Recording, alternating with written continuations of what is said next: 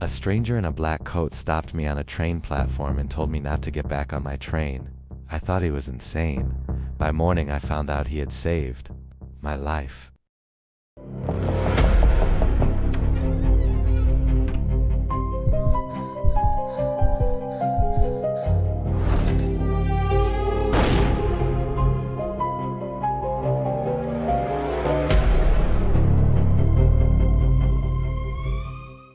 The Spritvox, it's alive.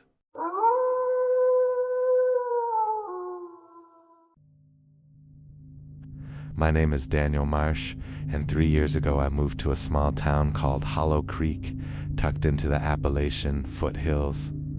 I had a new job, a small budget, and almost no time to search for a place to live. Then I found it, a massive old estate on the edge of town, hidden behind a rusted iron gate and a wall of overgrown hedges.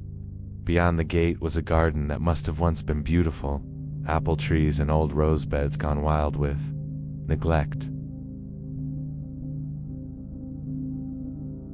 The house itself looked more like a manor than a home.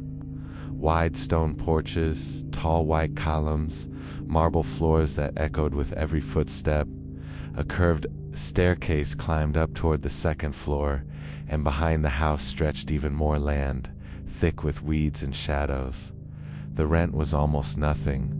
For a house that size, in that condition, it didn't make sense. Still, I signed the lease that same week. I hadn't lived in Hollow Creek long, so I barely knew anyone. I mentioned the address to a coworker named Marcus, expecting nothing more than small talk. Instead, his face changed. "Don't take that house," he said quietly. "That's the old Ashcombe estate. Nobody's ever stayed there long. People say it wakes up at night." Lights, music, footsteps on the stairs. I laughed it off. Marcus was a decent guy, but he'd always struck me as a little nervous, a little too quick to believe things. I had a degree in engineering. I didn't believe in ghosts, curses, or haunted houses, so I moved in anyway. And for the first few weeks, I couldn't have been happier. The house was full of light in the mornings, and birds nested in nearly every tree outside. My old dog Wesley seemed happier there than he'd ever been anywhere else. He spent his days cleaning, organizing, settling into his own little routine, and I have to admit, watching him fuss over that big old house was oddly comforting. About a month in, everything was still fine.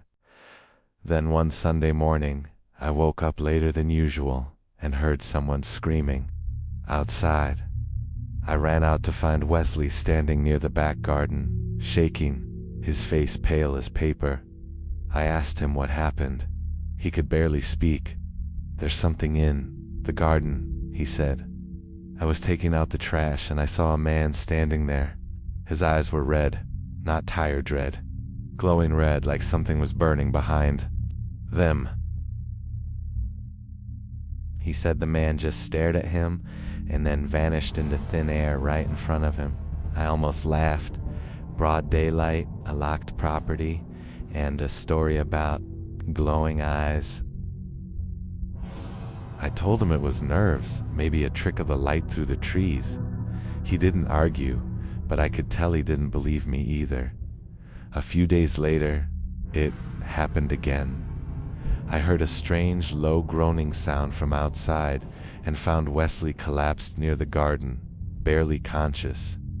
When he came around, he told me the same story, the same man, the same burning eyes. That was the first time a small, cold thought crossed my mind. Maybe someone was trying to scare us off the property. The house had expensive furniture, valuable antiques left behind by whoever owned it before. It made more sense that a person was behind this than anything supernatural. So I decided to look at that garden myself. The back garden was worse than I expected. Waist-high weeds, tangled vines, dead branches everywhere. Wesley, I'd been dumping the household trash in one corner, and flies swarmed over the pile in thick, buzzing clouds. It looked like nobody had touched that land in years, maybe decades. I scolded Wesley for letting it get so bad, then made a decision. If this garden was going to be part of my home, I would take care of it myself. The following weekend, I hired a small crew from town, and we cleared the entire back lot in a single day. We pulled out dead trees, planted new saplings from the local nursery, cut back the wild growth until sunlight actually reached the ground again. In the middle of all that mess, we found something strange. A raised stone platform, almost like a small altar, completely buried under years of dirt, leaves, and garbage. I had it cleaned too, scrubbed down until the pale stones showed through again, and set flower pots along its edges. By the end of the day, the garden looked like an entirely different place. Green, open, almost peaceful. In the evenings after work I started, sitting out there with a cup of coffee, listening to birds I couldn't name, watching the light change over the flowers. Almost a year passed like that. No more screaming, no more red eyes in the trees. Wesley never saw the man again, and slowly, both of us stopped thinking about it at all. Then my company sent me on a business trip that would change everything.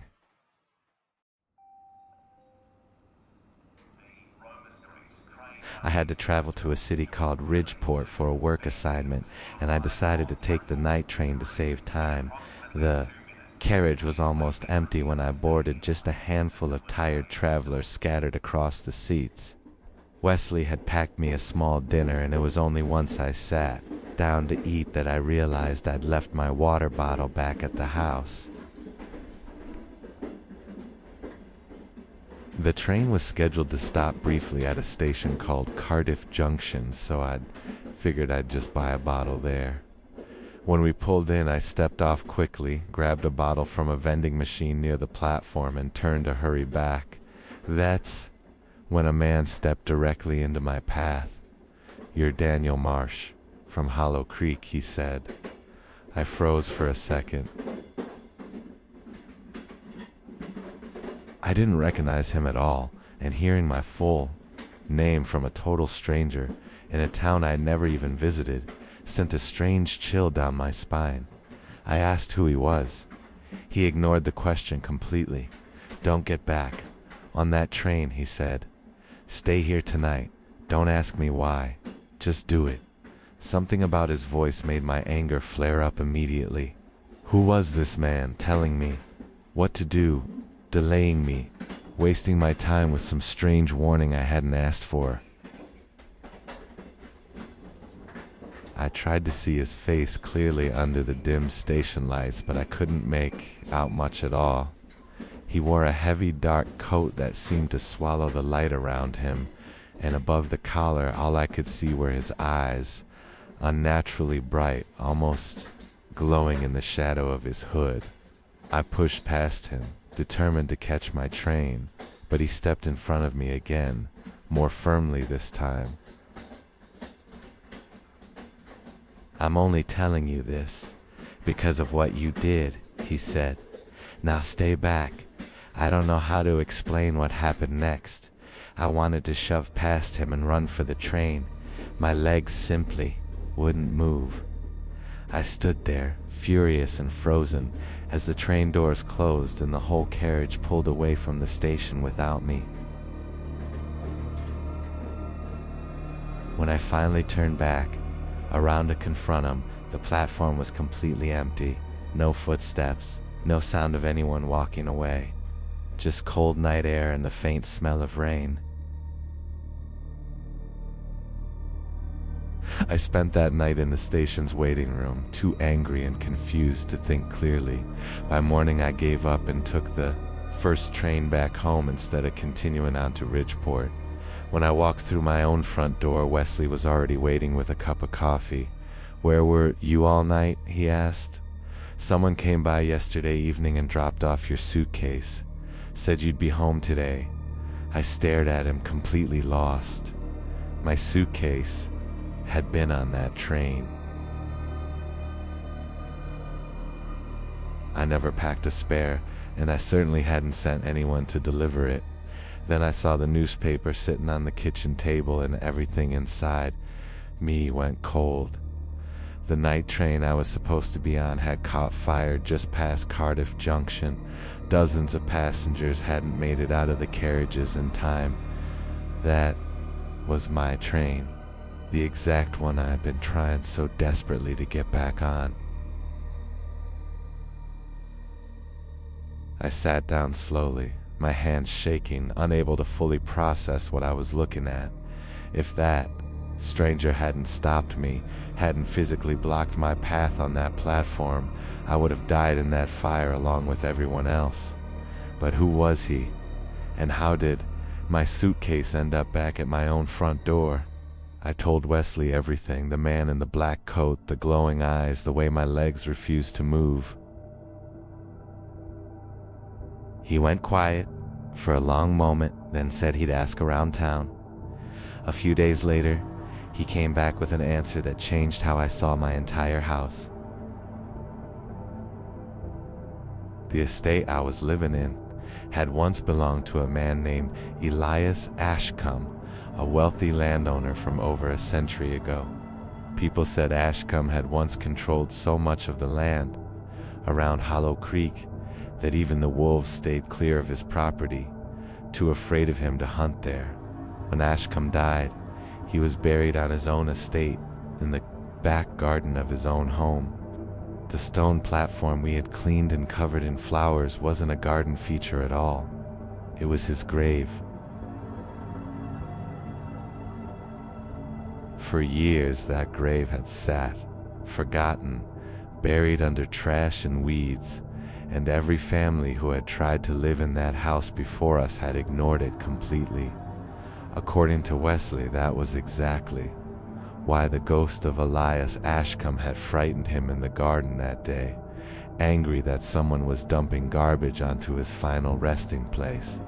But once we cleared it, cleaned it, and planted flowers around it instead, something shifted.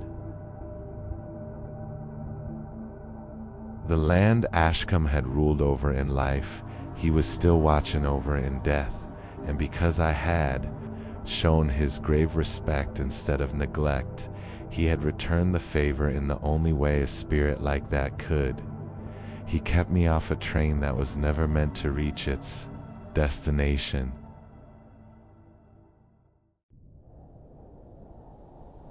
It's been almost 5 years since that night, and I still live in the same house. Every Sunday morning I walk out to that quiet corner of the garden, clear away any fallen leaves, and set fresh flowers by the old stone platform. Wesley still lives with me too, and neither of us has ever seen those glowing red eyes again. I can't explain everything that happened that night at Cardiff Junction, and honestly I've stopped trying to. What I do believe is this: whoever or whatever still watches over that land. He has no interest in harming the people who respect it. As long as I keep tending that quiet corner of the garden, I don't think anything in that house will ever hurt me. Some houses keep their secrets buried. Mine just asked me to dig one up and take care of it. If you ever find a strange grave hiding somewhere on your property, think twice before you look away. Some things sleeping in the ground remember kindness. If this story kept you up a little tonight, hit subscribe and tell me in the comments what you would have done at that station. Sleep well, if you can.